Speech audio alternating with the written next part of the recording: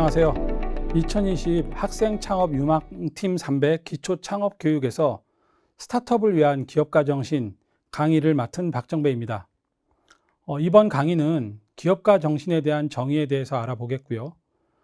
한국인의 피에는 기업가 정신이 흐른다라는 주제로 역사 속에서 우리가 배워야 될 기업가 정신에 대한 사례들을 좀 알아보도록 하겠습니다.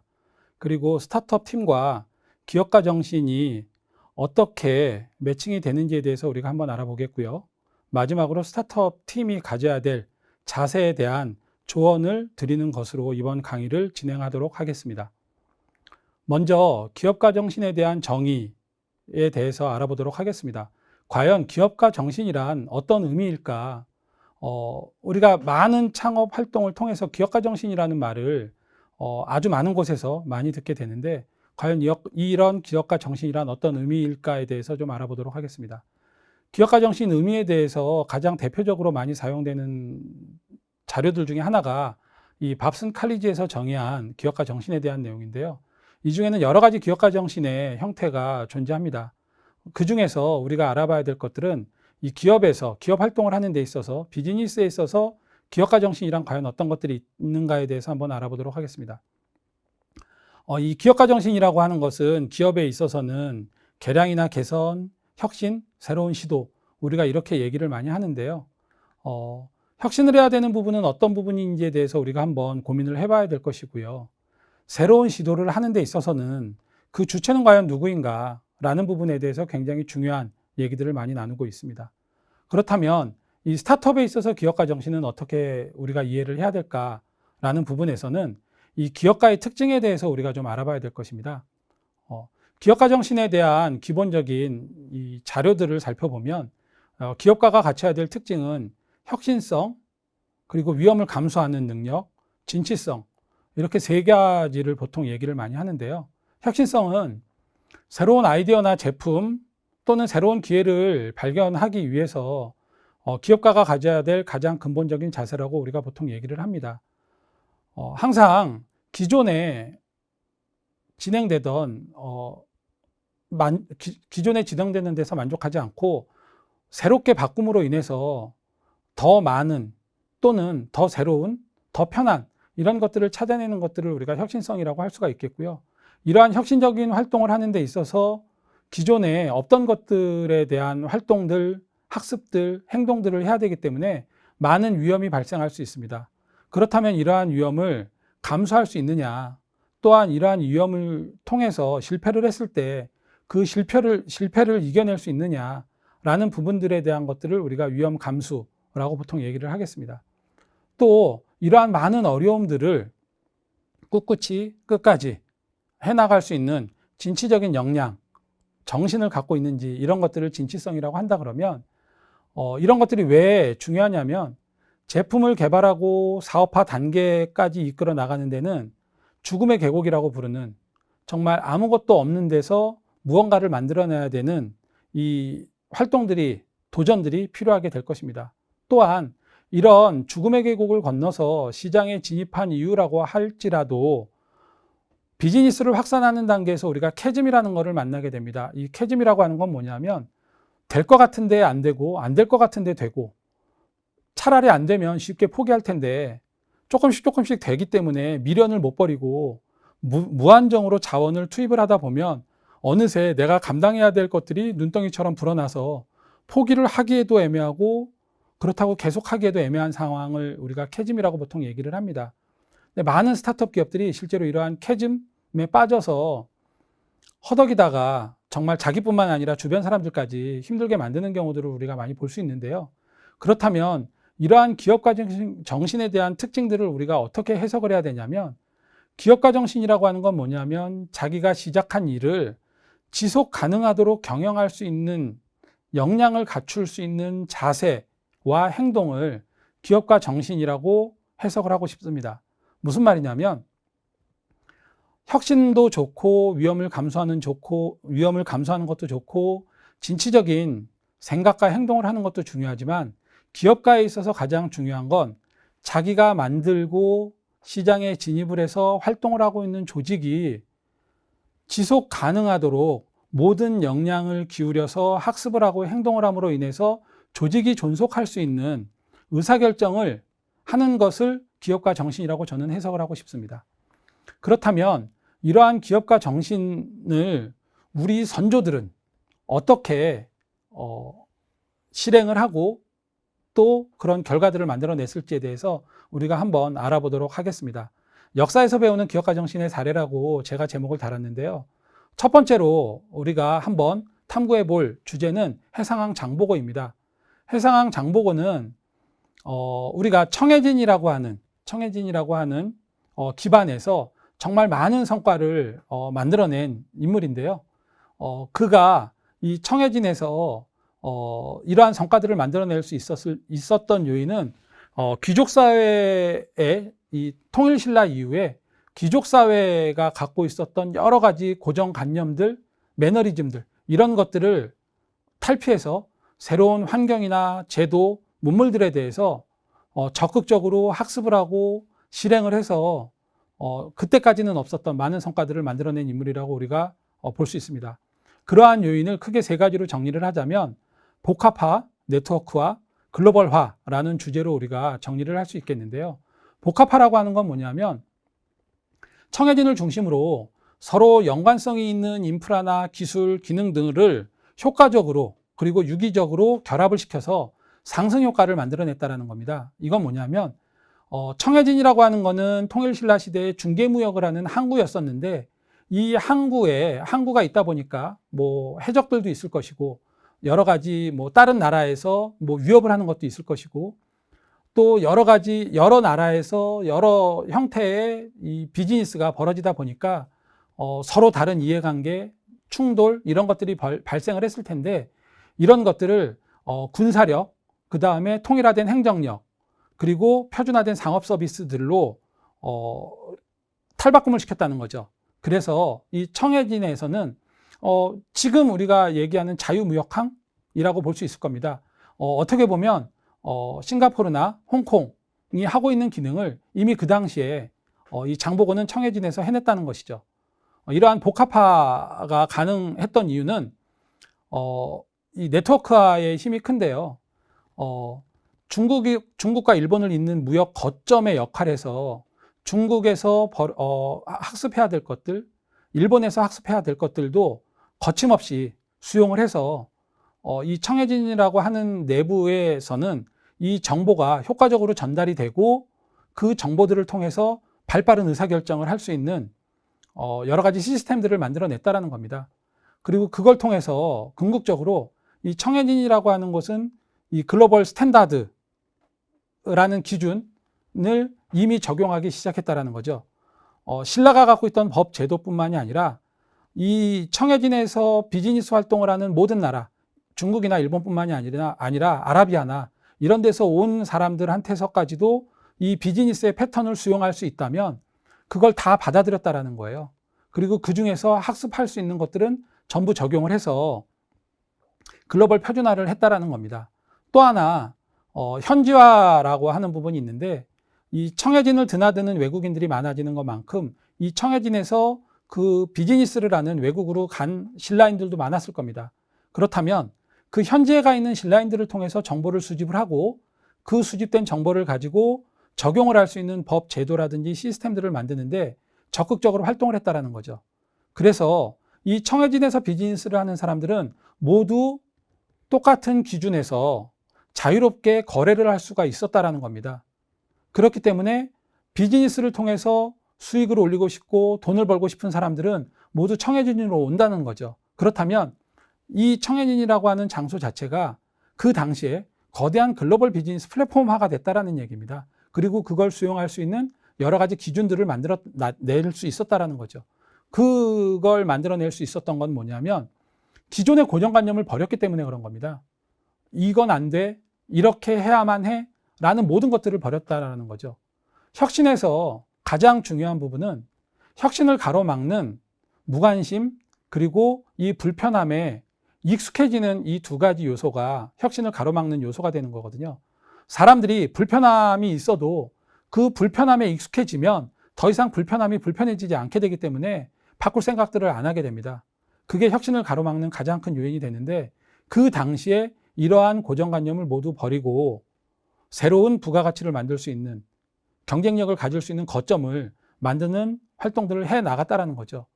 이것이야말로 그 장소, 청년인이라고 하는 그 지역, 그 시스템 자체가 존속할 수 있는 경쟁력을 만드는 여러 가지 기준들을 새로 만들어냈다는 점에서 지금 우리가 말하고자 하는 기업가 정신과 어느 정도는 일맥상통한다고 얘기할 수 있겠습니다. 두 번째로는 우리가 세종대왕의 예를 들 수가 있겠는데요. 세종대왕은 굉장히 주도 면밀한 준비와 검증을 통한 실행을 직접 실천하신 지도자, 기업가라고 우리가 얘기할 수 있겠습니다. 어떤 일을 하던 간에 굉장히 철저한 준비를 했습니다. 그래서 우리가 조선왕조실록에 보면 이 세종대왕은 어떤 일을 할 때나 마음의 준비가 두루미쳐 빈틈이 없고 자세하고 빈틈이 없이 준비하였다라고 평가하는 구절들이 굉장히 많이 나옵니다. 세종 12년에 조세정책을 바꾸기 위해서 세종대왕이 한 일 중에 전국에서 백성들의 의견을 수렴을 합니다. 그렇게 모은 백성들의 의견을 그대로 실행한 게 아니라 정부 6조, 각 고을의 관하, 심지어 은퇴한 관리에 이르기까지 모두 의견을 다 물어봅니다. 거기에서 수렴된 의견들을 통해서 조세 정책을 만들게 되고요. 이 조세 정책으로 조선 초기에 조세 정책이 자리를 잡게 되는 그러한 것들을 우리가 엿볼 수 있습니다. 또 이러한 철저한 준비를 하는 데 있어서 자기가 리더이기 때문에 모든 것들을 자기 독단적으로 실행하는 게 아니라 굉장히 많은 경청과 소통, 이 공감이라고 하는, 이 우리가 조직을 구성하는 데 있어서 가장 중요한 공감이라고 하는 요소가 반영이 되게 되는데요. 인재들의 말을 경청을 하는 게 인재를 불러 모으는 것보다 더 중요하다라고 생각을 하는 겁니다. 뭐냐면 좋은 팀원이나 좋은 인재를 우리 조직으로 스카우트하는 것도 굉장히 중요한 일인데, 더 중요한 건 뭐냐면 그들이 갖고 있는 지식이나 경험을 내가 빠짐없이 들어서 그걸 우리 조직 내에 두루두루 펼쳐지게 하는 것들, 반영되게 하는 것들이 조직의 역량을 넓히는 데 있어서는 더 중요하다라는 거죠. 그리고 그러한 것들이 독단적으로 이루어지는 것들이 아니라 모든 구성원들이 공감할 수 있게끔 소통을 통해서 이루어지기 때문에 조직의 역량이 극대화시킬 수 있었다라는 겁니다. 그런데 여기서 우리가 기업가 정신적으로 살펴봐야 할 분들이 훈민정음 한 가지의 예를 볼 수가 있습니다. 뭐냐면 우리가 기업을 운영하는 데 있어서, 비즈니스를 만드는 데 있어서 대부분은 제품 하나를 개발을 하는 데에서 끝나버릴 수가 있습니다. 이런 걸 만들면 사람들이 좋아할 거야, 사람들이 많이 살 거야, 이렇게 생각할 수 있는데, 세종대왕께서 훈민정음을 만들 때는 세 가지를 동시에 만들어냈습니다. 뭐냐면 문자체계로서의 훈민정음이라는 우리가 혁신적인 어떻게 보면 이 프로덕트, 서비스가 개발이 됐다라고 치면 이게 사회 전반적으로 이걸 사람들이, 고객들이 더 많이 잘 쓸 수 있게 하기 위해서 이 훈민정음을 어떻게 배우면 되는지, 이 훈민정음은 어떻게 만들어진 것인지, 이걸 매뉴얼처럼 쓸 수 있게 만든 훈민정음 해례본이라고 하는 해설서가 존재를 합니다. 이걸 같이 만들거든요.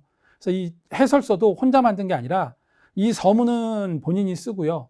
이 각각의 훈민정음 자모에 대한 부분들은 이 업무에 투입된 신하들이 각각 맡아서 쓸 수 있게끔 구성이 되어 있습니다.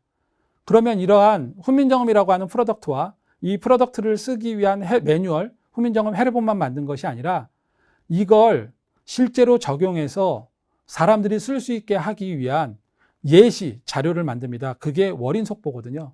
그래서 이 세 가지를 동시에 만들므로 인해서 이 훈민정음이라고 하는 새로운 문자 체계가 사회 전반에 쉽게 뿌리내릴 수 있도록 미리 준비를 다 했다라는 거죠. 이건 뭐냐면 이 프로젝트를 준비를 하면서 실패할 수 있는 요인들을 미리 다 준비를 해봤다라는 거예요. 그리고 그걸 토대로 시장에 내놓음으로 인해서 그것들을 소비하는 고객들이 보다 손쉽게, 보다 빠르게 적용할 수 있도록 했다라는 점에서 우리가 스타트업이 가져야 될 자세에서 배울 수 있는 부분이 있을 것 같습니다. 그래서 고객을 설득하기 위한 근거를 만들기 위해서는 더 많이 듣고 더 많이 공부하라 라고 하는 하나의 주제를 제가 이 파트에서 우리가 명심해야 될 부분으로 좀 강조를 하고 싶습니다. 세 번째로는 우리가 정약용 선생을 들 수가 있는데요. 정약용 선생은 크게 두 가지의 아주 큰 업적을 우리가 만들어냈다라고 보통 역사 시간에 배우는데요.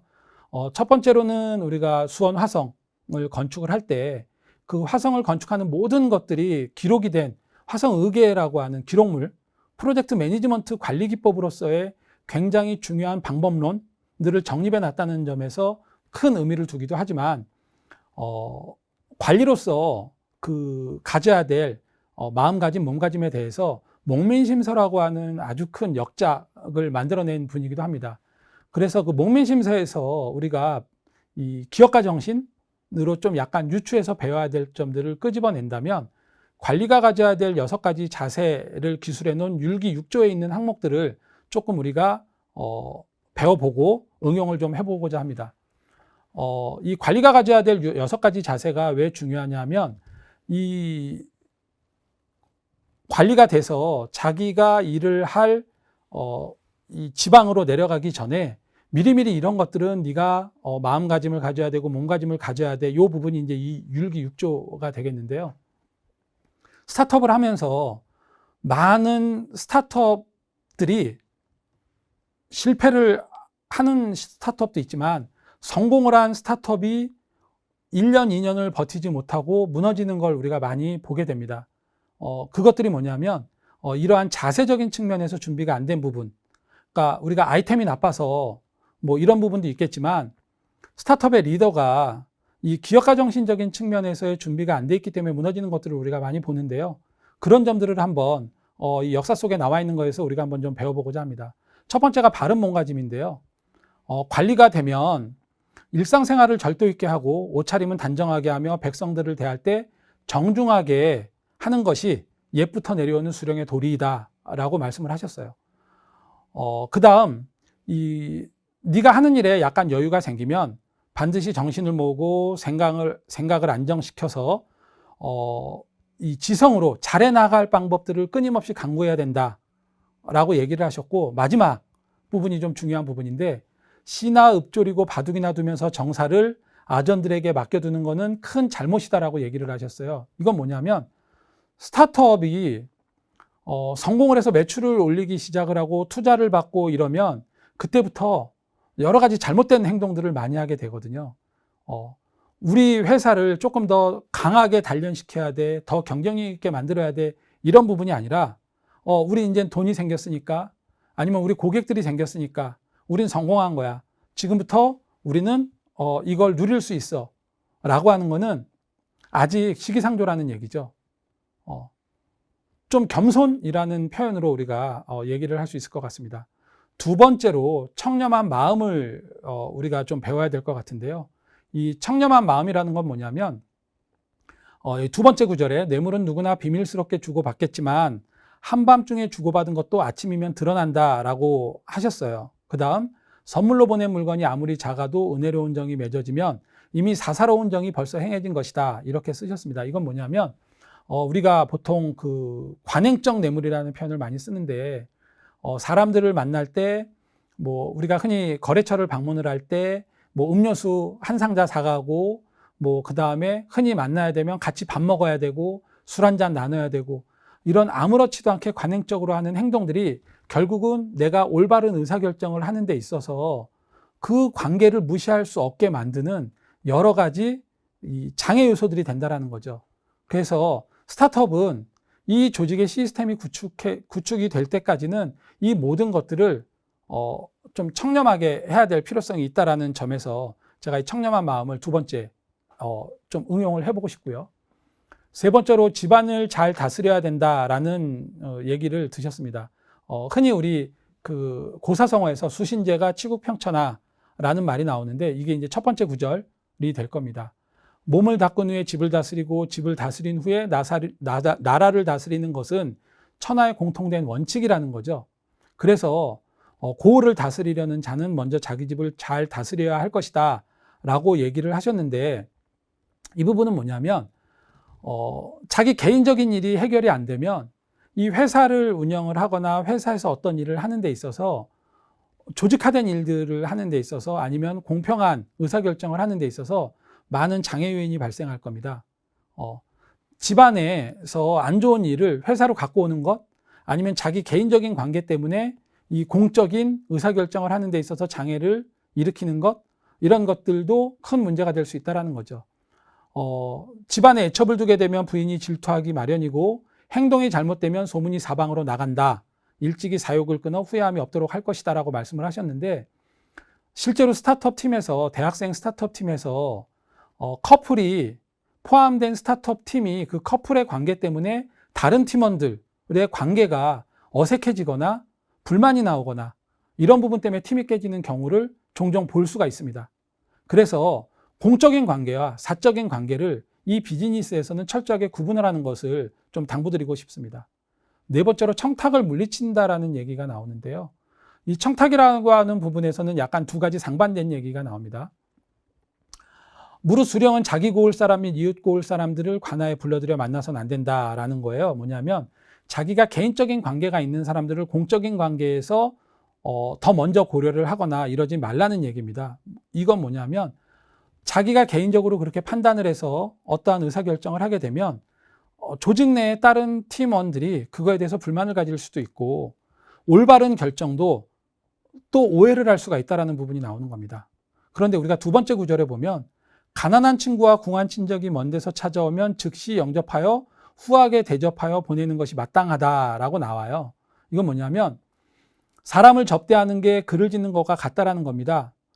좋은 제목을 가지고 시를 잘 짓는 거는 칭찬할 게 없는데 어려운 제목에서도 남달리 문장의 변화를 일으켜서 좋은 시를 만들어내면 그게 비록 고수라는 거죠. 뭐냐면 베풀 때는 베풀라는 얘기입니다. 청탁을 받는 것과 베푸는 건 다른 얘기라는 거죠. 근데 흔히 개인적인 관계 때문에 이걸 내가 봐주면 이거 청탁받는 것 같아, 아니면 내가 개인적으로 쟤만 봐주는 것 같아, 이거는 뭐 우리가 생각하기 나름이겠지만 이 베품을 베풀 때는 우리가 베품을 아끼지 않아야 결국은 그게 나한테도 좋은 출처로 돌아올 수 있다는 얘기가 되는 겁니다.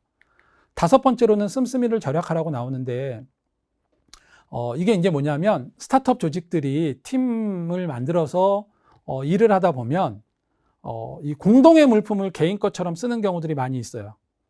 뭐냐면 이 팀 내에서 구입한 걸 그냥 개인 것처럼 마구잡이로 쓰는 사람들, 이게 이제 우리가 팀일 경우에는 이런 문제가 생길 수 있을 거고, 이게 회사 형태로 발전을 하게 되면 법인카드를 마음대로 쓰는 경우 왕왕 보게 돼요.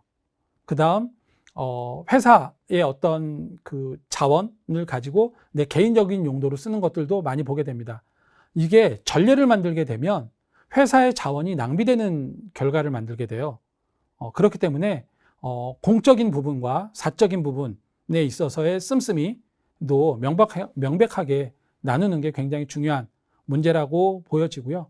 베풀기를 좋아한다라는 거는 우리가 앞에 네 번째에 나온 부분하고 약간 중복이 되는 부분인데 절약만 하고 쓰지 않으면 친척이 멀어진다라는 거예요. 뭐냐면 주변에서 이 인심을 잃는다라는 얘기를 보통 우리가 많이 하는 거죠. 뭐냐면 우리가 어떠한 의사결정을 할 때 A라는 사람과 B라는 사람이 있으면 둘 중에 한 명을 내가 선택해서 거래를 해야 된다라면 약간 깍쟁이 같아 보여, 자기 이익만 잘 챙기는 것 같아 보여 라고 하는 A는 왠지 선택하기가 싫은 거예요. 조금 내가 이익을 덜 버는 것 같지만 남들한테 베풀기도 잘하고 인간관계도 좋아 보이고 여러 가지로 평판이 좋은 B라는 사람하고 거래를 하고 싶어 하는 거죠. 그래서 이건 평소에 우리가 어떻게 보면 평판관리와 밀접한 관계가 있는 구절이라고 생각이 됩니다. 그래서 우리가 이 6가지를 알아봤고요. 이 6가지를 통해서 우리가 배워야 될 것들은 뭐냐면 기업가가 우리가 스타트업을 준비하는 데 있어서 갖춰야 될 기업가 정신을 크게 이렇게 4가지로 한번 좀 구분해 보고 싶어요. 첫 번째는 고정관념에서 벗어난 도전 정신을 갖춰야 되겠다. 두 번째는 철저한 준비와 소통을 통해서 우리가 길을 나서야 되겠다. 세 번째는 모든 일을 행함에 있어서 바른 몸가짐과 마음을 가져야 되겠다. 그리고 책임감과 솔선수범을 통해서 주변 사람들과 잘 어울려야 되겠다.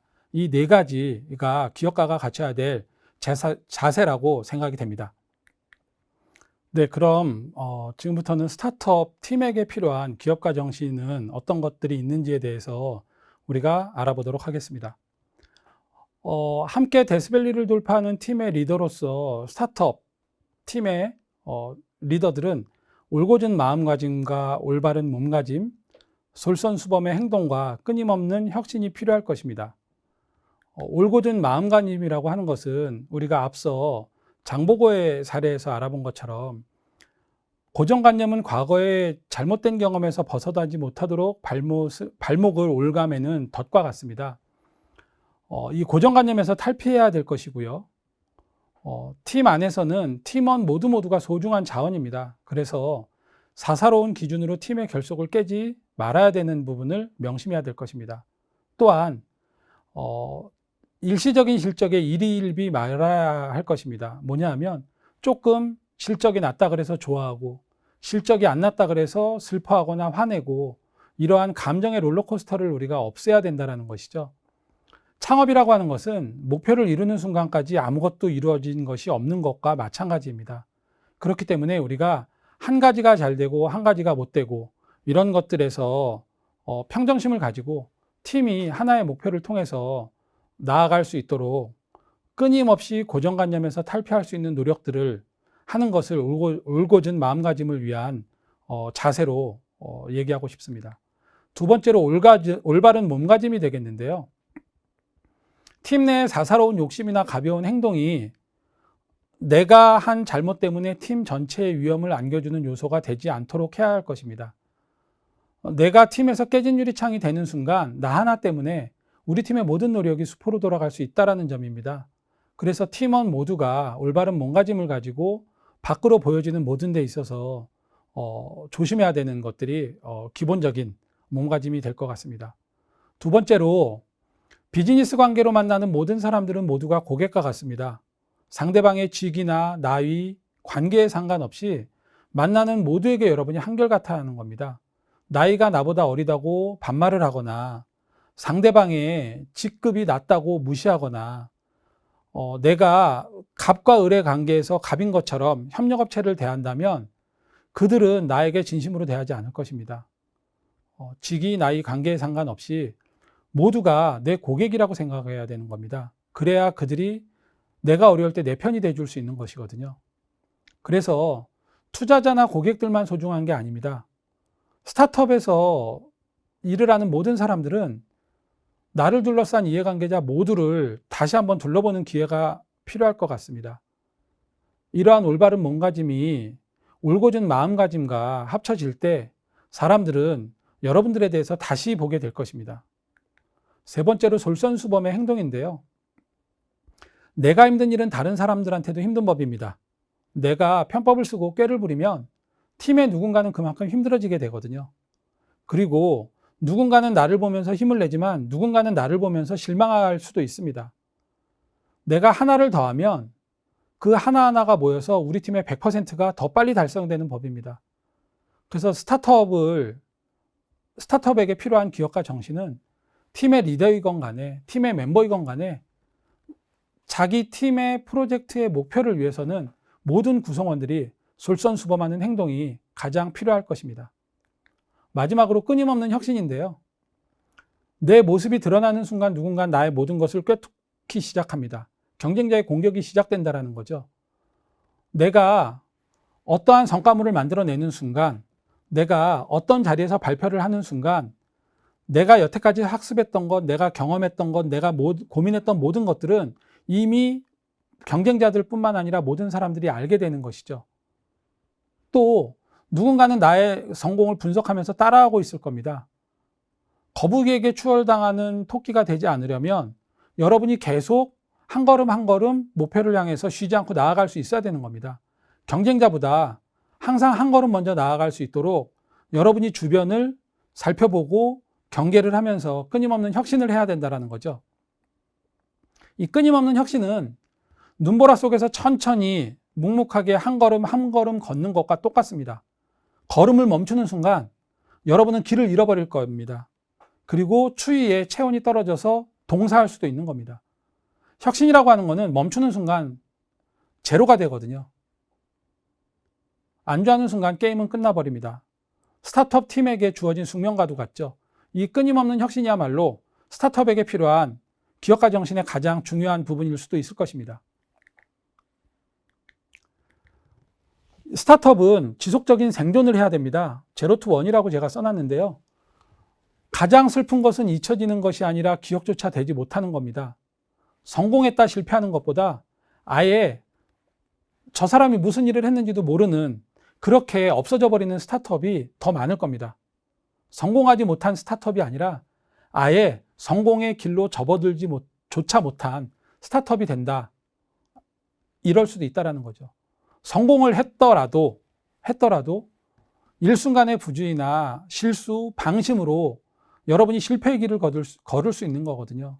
그래서 제가 두 번째 문장은 모든 위대한 문명은 내부의 자만으로부터 천천히 부식되어 간다 라고 써놨어요. 이 두 가지 문장 모두 플루타크 영웅전에 나오는 말이거든요. 예전에 사진에 보이는 장면은 히에라폴리스의 유적입니다. 예전에 굉장히 번성했던 시랍시대의 이 도시국가거든요. 그런데 지금은 저렇게 돌무더기만 남아있는 거죠. 하지만 저들은 번성이라도 해봤기 때문에 여기가 예전에 그 유명했던 도시국가였어 라고 찾아가는 사람들이 인식을 하는 거죠. 여기에서 조금만 벗어나면 똑같은 도시국가가 있었는데 거기엔 아무 자취도 없거든요. 그건 누구도 기억해주지 못하는 거죠. 여러분의 스타트업이 그렇게 기억조차 못 되는 스타트업이 될 수도 있다는 거죠. 성공을 했더라도 다른 문명에 의해서 파괴가 되는데 다른 문명에 의해서 파괴되는 것보다 더 많은 것들이 스스로 멸망한다는 거예요. 내부의 방심, 자만. 여러분은 기억조차 못하는 스타트업이 될 겁니까? 아니면 성공은 했지만 여러분의 방심, 자만으로 무너져 내리는 스타트업이 될 겁니까? 지속적인 생존을 위해서는 여러분이 끊임없이 혁신을 해야 된다는 거죠. 끊임없이 올곧은 마음가짐과 올바른 몸가짐을 가지고 솔선수범해야 된다는 거죠. 이 네 가지를 여러분에게 대학생 스타트업이 가져야 될 기업가 정신의 자세로 저는 강조를 하고 싶습니다. 마지막으로 스타트업 팀이 가져야 될 자세에 대해서 말씀을 드리겠습니다. 변화에 대응하는 자세에 대해서 말씀을 드리겠는데요. 이거 아주 유명한 책입니다. 혁신에 대한 유명한 책인데요. 어느 날 빙산이 녹고 있는 걸 젊은 펭귄이 발견을 하게 됩니다. 그런데 이 어리다고 이 펭귄의 말을 아무도 들어주지 않아요. 그런데 우리가 보통 이런 경우라면 이 기성세대는 낡았어, 썩었어 이렇게 욕만 하고 말 것이 아니라 이 젊은 펭귄은 이 빙산이 녹기 때문에 우리의 보금자리가 사라질 거라를 인식을 했잖아요. 그런데 우리 부족, 우리 같이 생활하고 있는 펭귄들이 살아남아야 되잖아요. 기성세대를 욕할 게 아니라 자기 행동을 바꾸기 시작합니다.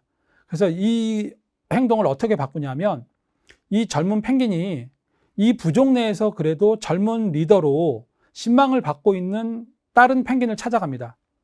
직접 의사결정권을 갖고 있는 그룹의 리더들을 찾아가서 계속 부딪히는 게 아니라 그 리더들이 말을 들어줄 만한 다른 어느 정도의 영향력이 있는 다른 펭귄을 설득하기 시작하는 거죠. 그래서 이 다른 의사결정에 영향을 미칠 수 있는 펭귄이 이 그룹의 리더 그룹을 설득을 하게 됩니다.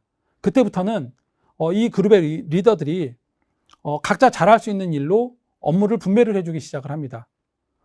그러면 우리가 새로 이주할 빙산을 찾아야 되겠죠.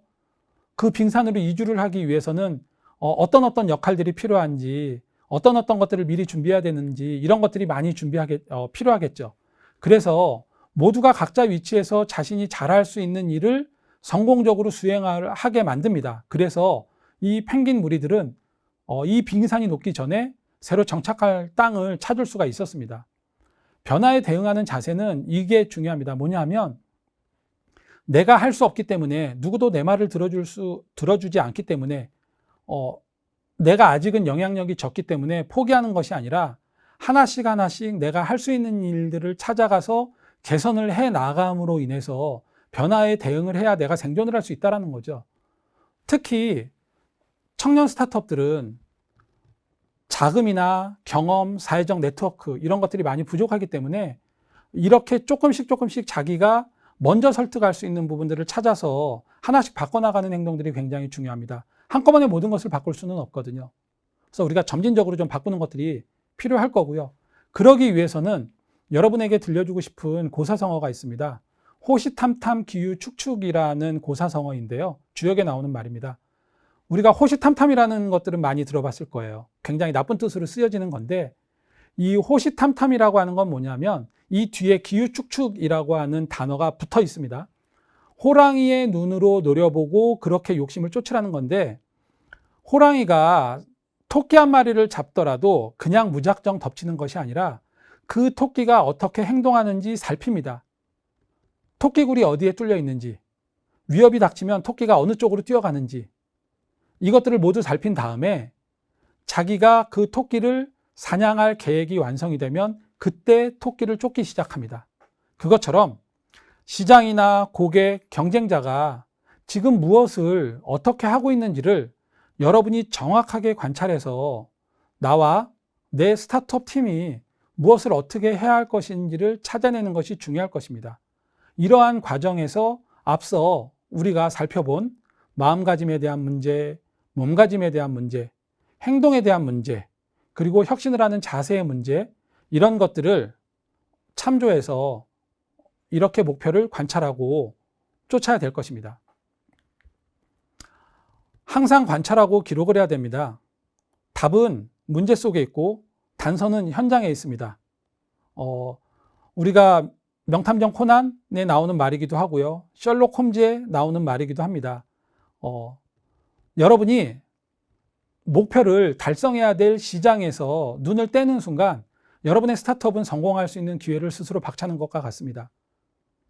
기업가 정신은 기업 속에 있고요. 그 기업이 하는 행동 속에 있습니다. 구하려고 하지 않는 자에게는 결코 그 눈앞에 길이 나타나 주질 않아요. 여러분이 찾고자 하는 시장, 설득하려고 하는 고객이 지금 어떤 경쟁자의 제품을 쓰는지, 어떤 행동들을 하는지, 과거에 어떤 것들을 통해서 무엇을 이루어내고 있는지를 관찰하고 기록을 함으로써 여러분이 어떤 것을 가지고 고객을 설득할지, 경쟁자를 이길 수 있을지 이런 것들에 대한 답을 찾을 수 있을 것입니다. 두 번째로 혁신에 대한 부분인데요. 옹고이 지신하여 일신 후 일신하라는 말이 있어요. 과거에 잘못된 거에서 여러분이 계속 새로움을 찾아야 되는 겁니다. 과거의 것이 모두 틀린 것은 아니에요. 과거에 사람들이 과거에서부터 지금까지 하고 있었던 것들은 그 이유가 분명히 존재합니다. 하지만 그럼에도 불구하고 아직 해결하지 못한 것들이 있을 거예요. 그것을 매일매일 찾아서 여러분이 새롭게 가다듬는다면 여러분은 시장에서 혁신적인 스타트업으로 자리매김할 수 있을 것입니다.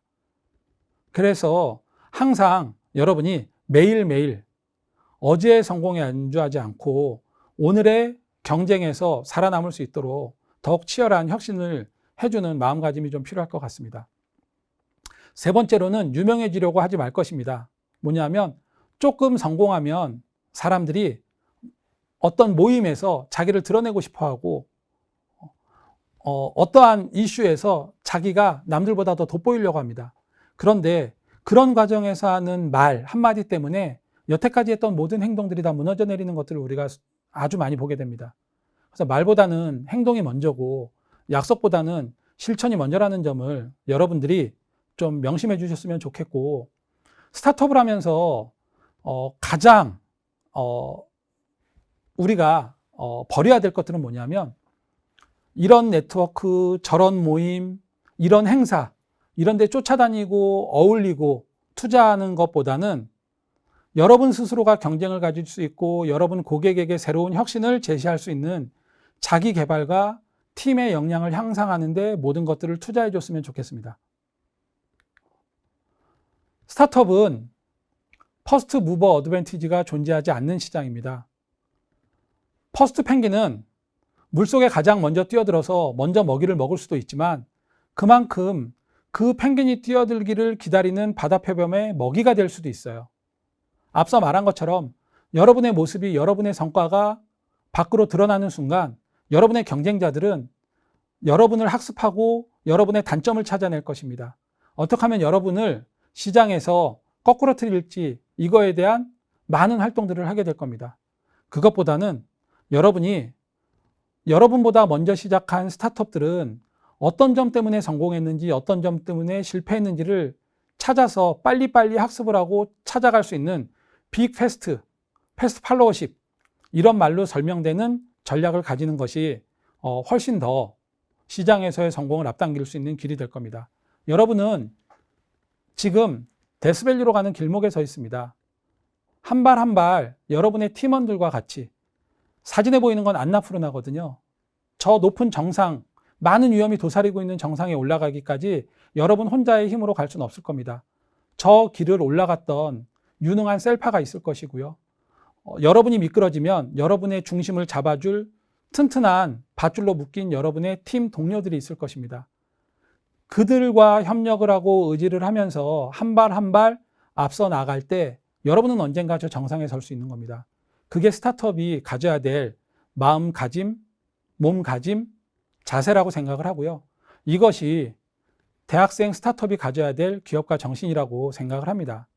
아무쪼록 여러분은 이 데스밸리에서 살아남을 수 있는 훌륭한 성과를 내시기를 당부를 드리면서 이만 마치도록 하겠습니다. 감사합니다.